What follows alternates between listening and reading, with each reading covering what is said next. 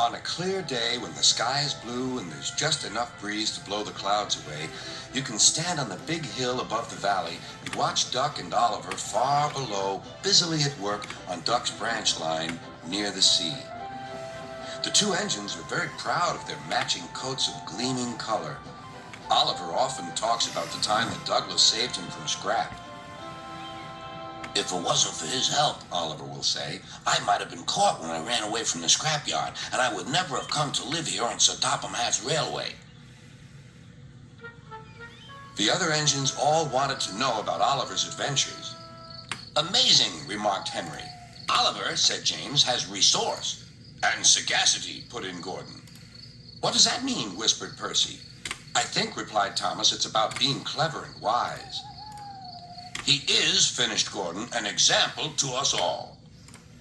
I'm sorry to say that Oliver became very puffed up in the smoke box. Henry says I'm amazing. He's right.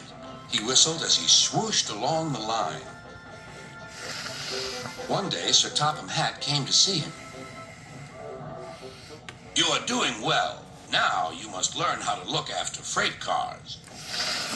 Every wise engine knows that you cannot trust freight cars. The other engines warned Oliver, but he took no notice.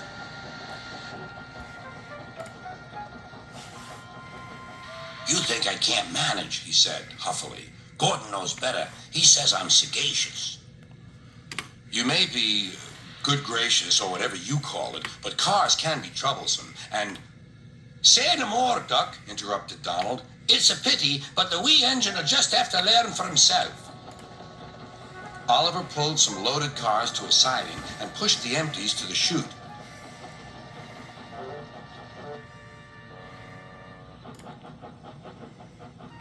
Then he came back to take the loaded cars away. But they were comfortable and didn't want to move. What right is he to poke his funnel in here? We want Duck, or Donald, or Douglas. Look sharp, puffed Oliver. That's not the way to speak, hissed the cars. We'll get even. Oliver heard nothing. The cars moved smoothly at first, then suddenly Oliver felt them push forward. His driver applied the brakes, but they were useless against the surging cars. On, yelled the cars. Oliver fought hard, but still they forced him on and on.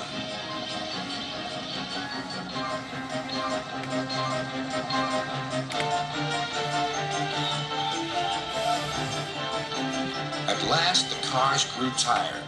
I'm winning, gasped Oliver, but it was too late.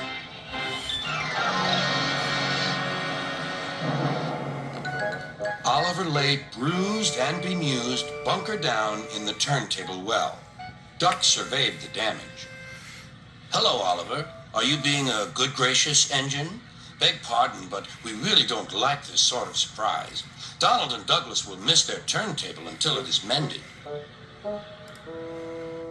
That evening, Oliver was hauled gently to safety. I'm sorry, sir, he said to Sir Topham Hatt. I should have listened to Duck's advice. I don't feel good gracious or whatever it is. I just feel silly. Well, Oliver, replied Sir Topham Hatt, now you know the damage cars can do. Yes, I do, sir. I look like a load of scrap iron. Oh, I don't think so, laughed Sir Topham Hatt. But you do need to go to the works to be mended. The other engines now felt sorry for Oliver. The branch line won't be the same without you, whistled Duck. Come back soon. A few days later, Oliver did come back. His coat gleamed brighter than ever. He was a wiser engine, too, and never made a mistake about cars again.